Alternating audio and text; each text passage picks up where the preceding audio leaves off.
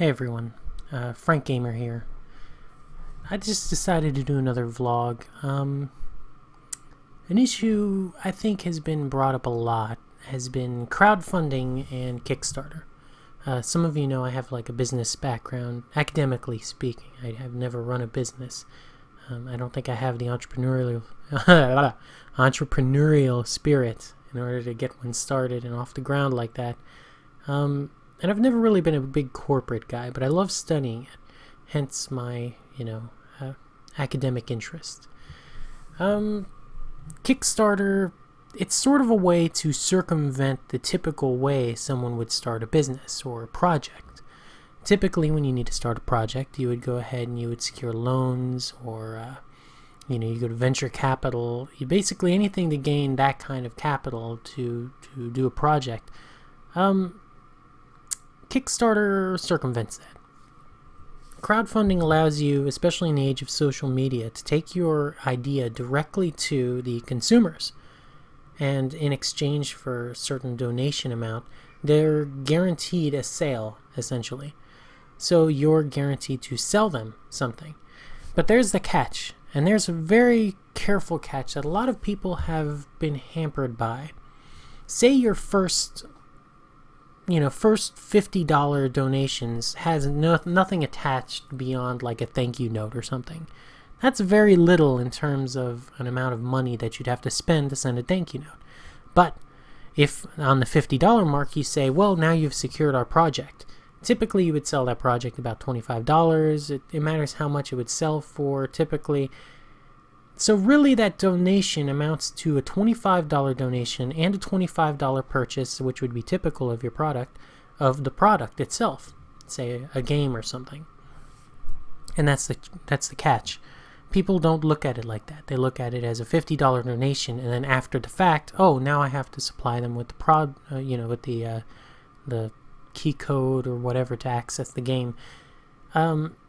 Yeah, a lot of game developers don't see in terms of the amount of money that you're actually getting compared to the amount that you actually have to shell out.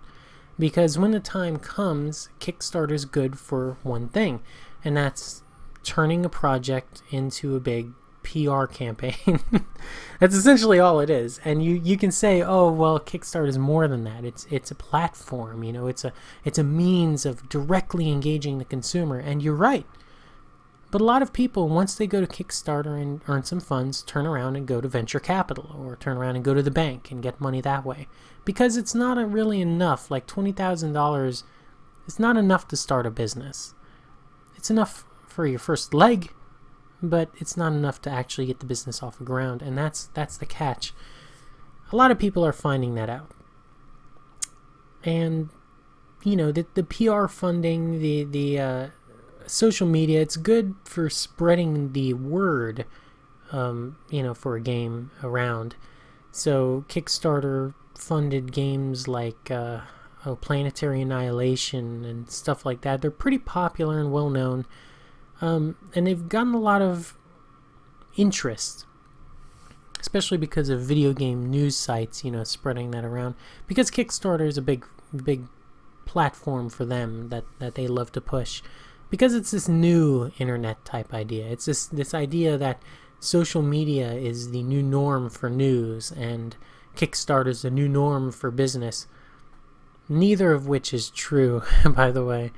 I may get a lot of my news from Twitter, but ultimately I still go to CNN, and CNN has a Twitter account. Ultimately I still go to Forbes and read their articles. I still go, whatever, insert news site. That's the way the world works. I mean, it's very hard to knock out an incumbent. It always is. Anyways, so there are a few problems with Twitter. First of which is that it is not the sole method by which you should build a business. It never should be. The second problem with Twitter is that, or not Twitter, with Kickstarter.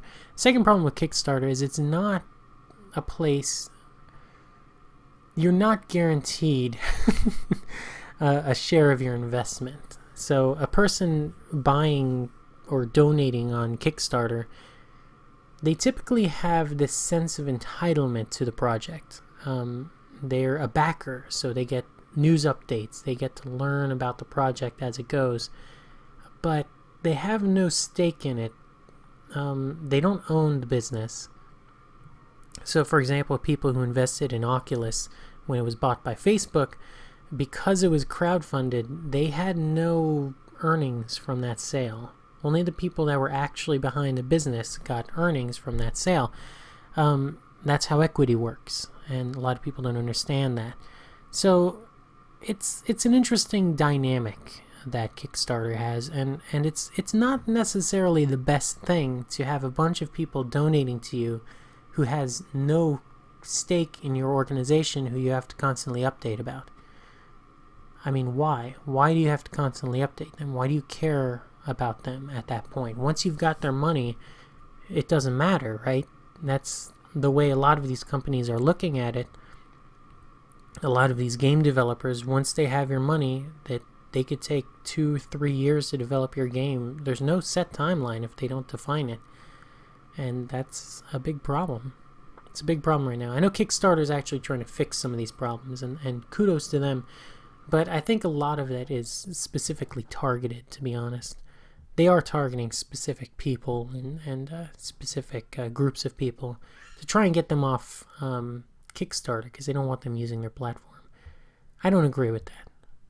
But anyways, aside from the political diatribe, the big issue right now with Kickstarter is the third problem it has. Scams. That sort of ties into the lack of representation by the backers in an organization, but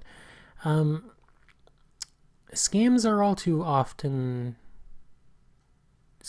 too present right now. You always hear about them. You always hear about scamming on Kickstarter or on Indiegogo or something like that. And they try their best to stop it, but sometimes there's nothing you can do. Then it's a job for the FBI or something. But yeah, scams are prevalent. You gotta watch out. So, that's the problems with Kickstarter. That's my views on Kickstarter. I would never use it for a project unless I needed the first leg of funding, first round of funding, and you'd knock out both PR, social media, marketing, all in one round with that. But ultimately it's not going to be enough. You're going to have to turn to other sources. So if you're thinking about getting into games and you want to kickstart something and you have a great idea, a great video, go ahead and do that. Post a Kickstarter video, develop a good Twitter account, Instagram, everything, all social media. Just spam it everywhere. Get the word out, and then turn around once you've earned your amount, $10,000, $20,000. Turn around, go to venture capitalists or I would recommend a bank first of all, and say, look, I got this $20,000. Can you match $20,000 and let me go and start my business? I have the idea. Here's how we'll make money. Here's how we'll pay you back. That's all they want to know. Venture capitalists want to know how they'll make money. Add that to it. But beyond that, if you want to get into games, Kickstarter is a good way to start your first leg in terms of funding. I would recommend turning around and talking to a bank afterwards. That's all I'm saying. All that being said, Kickstarter is not a bad place. Watch out for scams. You have no stake in the business that you invest in, and just remember, it's not the main source that you're going to be turning to. All right, I'm Frank Gamer. Thanks for watching. Peace.